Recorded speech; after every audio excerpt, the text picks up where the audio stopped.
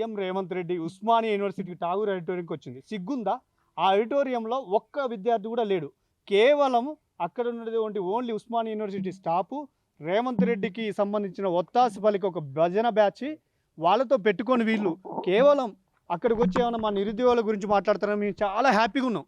నిరుద్యోగుల గురించి ఉస్మానియా యూనివర్సిటీకి ఏమైనా నిధులు కేటాయిస్తారని మేము అనుకున్నాం. నిధులు శూన్యం, నిరుద్యోగులకి గుండు సున్నా పెట్టిండు. అరే బాబు, 2 లక్షల ఉద్యోగాలు ఇస్తున్నావు. నువ్వు 2 లక్షల ఉద్యోగాలకు కేవలం నువ్వు ఇచ్చింది ఎంత? సిగ్గు లేకుండా ఒక్క జాబ్ నోటిఫికేషన్ లేదు, ఒక శుభవార్త చెప్తామని మేము 1000 కళ్ళతో చూసుకున్నాం.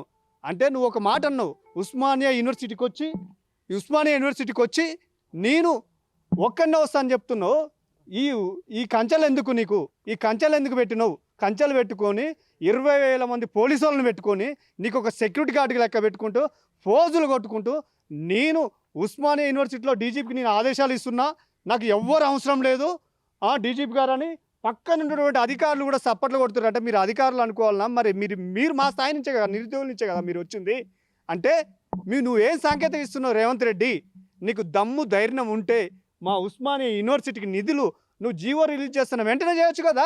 ఒక్క సోషల్ మీడియాను కూడా లోపలికి ఎలవ్ చేయకుండా, మా నిరుద్యోగులను ఎలవ్ చేయకుండా, ఉస్మానియా యూనివర్సిటీ మా విద్యార్థులు పీజీ వాళ్ళకి గోదావరి హాస్టల్, మానేరు హాస్టల్, కావేరి హాస్టల్కి ఎగ్జామ్స్లో అయిపోయి తాళం వేసినాక నువ్వు పెట్టుకున్నావంటే సిగ్గుచేటు అనిపిస్తుంది. ఇలా ఉస్మానియా యూనివర్సిటీలో 25 హాస్టల్ ఉన్నాయి దగ్గర.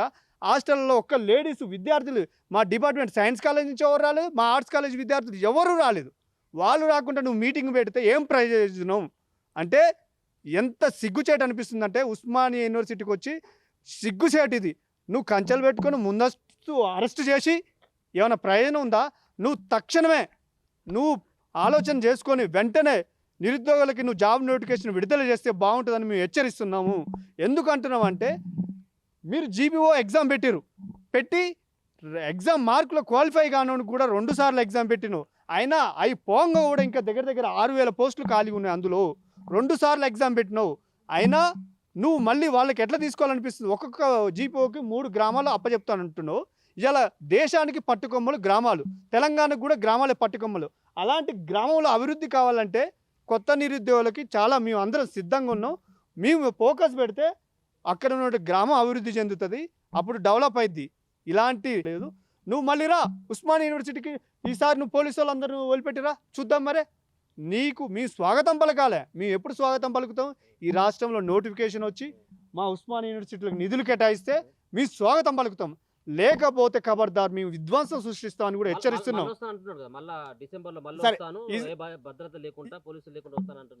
వస్తా అంటే మేము కూడా చూసుకుంటాం. ఇంకా ఎందుకు నువ్వు రాజ్యాంగంలో నీకు రావాల్సినది ఉంది. నీకు ఆర్టికల్ 19 ఉంది, స్వేచ్ఛపరంగా నువ్వు రావచ్చు. మేమైనా ఎవరైనా శాంతియుతంగా ఏదైనా చేసుకోవచ్చు.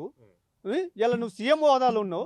సీఎం హోదాలో వస్తే మేము ఘనస్వాగతం పూలమాలతో గజమాలతో, నీకు పోలీసు వాళ్ళు కూడా అవసరం అవుతుంది. ఉస్మానియా యూనివర్సిటీ ఎన్సీసీ గేట్ కాంచి మొదలు పెడితే నీకు యూనివర్సిటీ మొత్తం తిప్పించి ఠాగూర్ ఆడిటోరియంలో కూర్చోబెడతాం.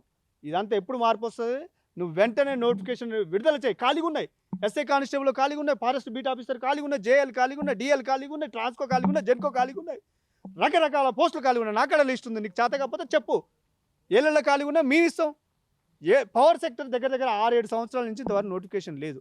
గ్రూప్ 1 లేదు, గ్రూప్ 2 లేదు, గ్రూప్ 3 లేదు, ఏది లేదు. దిక్కుమాలిన వ్యవస్థ నడుస్తుంది ఈ రాష్ట్రం. నువ్వు విద్యాశాఖ అసలు గందరగోళం అయింది పరిస్థితి. ఏమి ఇస్తున్నావు సంకేతం మాకు? ఈ విద్యార్థులకి నువ్వు శుభవార్త చెప్తే బాగుంటుంది. 2.5 సంవత్సరాల్లో ఇప్పుడు 1,00,000 ఉద్యోగాలు కల్పిస్తామని 1,00,000 లేదు, ఏం లేదు. సిగ్గుండాలే. ఆయన ఇచ్చిన జాబ్ నోటిఫికేషన్ ఇవ్వకుండా ఖాళీగా ఉన్నాయి. తానా అంటే తందన బ్యాచ్ ఉంది అలా. జై రేవంత్ రెడ్డి.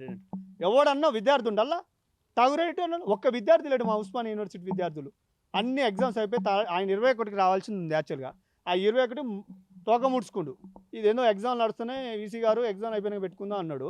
ఇవాళ నువ్వు రాజ్యాంగం పరంగా నువ్వు ఒక హోదాలు ఉండి మా అందరికీ నువ్వు ఒక శుభవార్త చెప్తే బాగుంటుంది. ఏ శుభవార్త లేదు ఆడ. ఏదో December 9 నాకు కలిసి వచ్చిందంటే దేనికి కలిసి వచ్చింది నీకు? సోనియా గాంధీ బర్త్డే ఉంది December 9. ఆమె గురించి మాకు ఏమైనా అవసరం? మాకు ఎవరైతే శుభవార్త చెప్తే మేము గజమాలు వేసి ఎత్తుకొని తిరుగుతాం సీఎంని. అభివృద్ధి పనులకి కదా వచ్చింది. ఏ ఒక్క అభివృద్ధి పని ఏ హాస్టల్ అది గతంలో టీఆర్ఎస్ పెట్టింది. తర్వాత వీళ్ళు కాంగ్రెస్ వాళ్ళు మళ్ళీ ఇప్పుడు వచ్చి ఓపెన్ చేసిండు. మా ఉస్మానియా యూనివర్సిటీలో లైబ్రరీలో నీళ్ళు లేని పరిస్థితి. అదేవిధంగా మా కాలేజ్ హాస్టళ్లలో ట్యాంకర్లతో నీళ్ళు నింపుతున్నారు. మానేరు హాస్టల్లో ఇప్పుడు అదే పరిస్థితి ఉంది. గోదావరి రాష్ట్రాలకు కూడా ఇప్పటికి నీళ్లు కావాలని ట్యాంకర్లు నింపుతారు, బోర్లు కావాలి, బోర్లు లేపి ఫస్ట్. కావేరీ హాస్టల్లో రూములు సరిగా లేవు. ఆ? ఏముంది అసలు? నువ్వు ఒక్క హాస్టల్లో అయినా నీకు సరి అయిన అవగాహన లేదు. మేము మాట్లాడే స్వేచ్ఛ కూడా లేకుండా చేస్తున్నాం. మమ్మల్ని ఆర్టికల్ 3 అన్యాయం చేసి రాజ్యాంగంలో ఉన్నటువంటి మమ్మల్ని మాట్లాడుకునే స్వేచ్ఛ ఇవ్వట్లే. అంటే అరెస్టులు, కేసులు, భయాందోళన గురవుతున్నాం. ఇప్పుడు మీ విద్యార్థులు వచ్చి ముందుకు మాట్లాడాలంటే తీసుకుపోయి జైల్లో బండ పెడుతున్నారు మమ్మల్ని. ఇవన్నీ మేము తెగిస్తామే విద్యార్థులు. కేసులు అయితే అవుతుంది, ఉంటుంటే పీక్తాం. చేసేదేముంది? చేయరు, పోతే పోయింది. ఎంతోమంది వీరులు పోరాటం చేసిరు ఈ గడ్డ మీద. జార్జ్ రెడ్డి కానీ, మారోజు వీరన్న కానీ, సీఎంనే రాజీనామా చేయించిన చరిత్ర మారోజు వీరన్న. నేత్రమల్లి జనార్దన్ 94లో రాజీనామా చేయించిన గడ్డ ఇది. అలాంటి గడ్డలో మాలాంటి విద్యార్థి వీరులు పుడతాం. ఏం చేస్తారు మీరు? ఇవన్నీ మానుకుంటే రేవంత్ రెడ్డి బాగుంటుంది. శుభవార్త చెప్పు. రేపో ఎల్లుండో ఈ వీక్లో జీవో రిలీజ్ చేయి, దమ్ముంటే జీవో రిలీజ్ చేయి, నిరుద్యోగులకు శుభవార్త చెప్పు. ఈ నుంచి మొదలు పెట్టుకుంటే మేము అసెంబ్లీ దానికి వచ్చి నిన్ను ర్యాలీ తీసుకొని వచ్చి మా భుజాల మీద ఎత్తుకొని వచ్చి రాష్ట్రంలో తిప్పుతాం రేవంత్ రెడ్డి గారు. నువ్వు శుభవార్త చెప్తే బాగుంటుంది, లేకపోతే మాత్రం బాగోదు. మార్పులు రావాలని మేము కోరుకుంటున్నాం.